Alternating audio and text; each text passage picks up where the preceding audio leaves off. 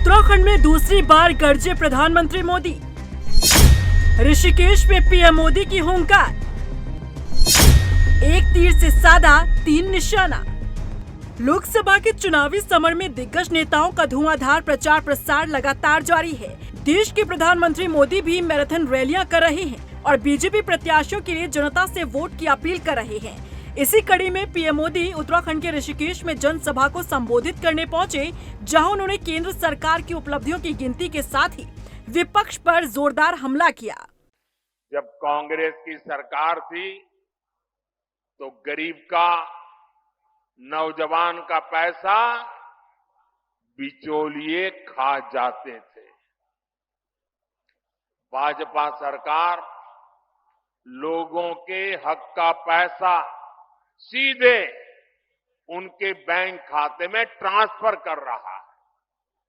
उत्तराखंड के किसानों को पीएम किसान सम्मान निधि का 2,600 करोड़ रुपए से अधिक उनके खाते में जमा हो चुके हैं।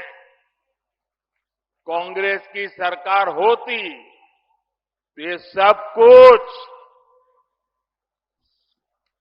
लूट जाता। ये लूट मोदी ने बंद की है। पीएम मोदी के इस राज्य में ये दूसरी जनसभा थी। इससे पहले 2 अप्रैल को रुद्रपुर में रैली कर जनता को पीएम मोदी ने संबोधित किया था। राज्य में पीएम मोदी की दूसरी रैली के लिए ऋषिकेश को उसकी रणनीतिक स्थिति को ध्यान में रखते हुए चुना गया था, क्योंकि ये गढ़वाल क्षेत्र की सभी सीटों टिहरी, पौड़ी और हरिद्वार को प्रभावित करता है।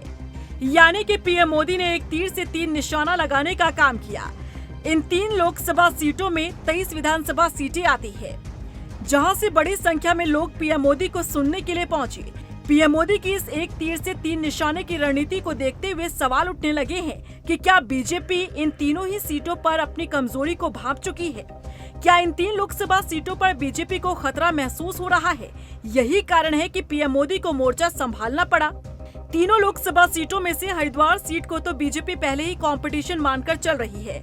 विधानसभा चुनाव में हुए नुकसान की भरपाई बीजेपी लोकसभा चुनाव में करना चाहती है, लेकिन यहां त्रिकोणीय मुकाबला होने के कारण बीजेपी की धड़कनें बढ़ने लगी है।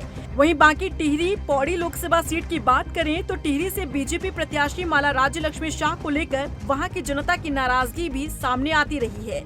तो वहीं पौड़ी लोकसभा सीट पर अनिल बलूनी को कांग्रेस के गणेश गोदियाल जबरदस्त टक्कर दे सकते हैं, क्योंकि यहाँ स्थानीय और जनता से जुड़े कई मुद्दे हैं जिससे बीजेपी को नुकसान हो सकता है। इन्हीं तमाम समीकरणों को साधते हुए डैमेज कंट्रोल के लिए पीएम मोदी मोर्चा संभालने के लिए सामने आकर खड़े हुए हैं। बहरहाल देखना होगा कि पीएम मोदी की ऋषिकेश में हुई जनसभा का कितना प्रभाव नजर आता है।